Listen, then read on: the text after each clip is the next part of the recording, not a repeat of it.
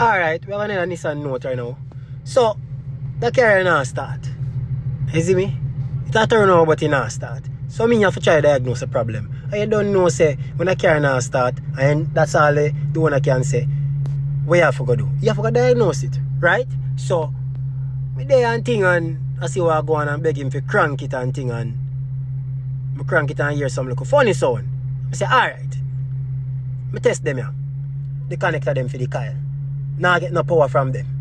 Zane? No power. So I find the culprit and looking at the box and realize the relay them over here so. Zane, the relay them over here so I change them round. Look like one gone bad. You understand? And I said so, boops!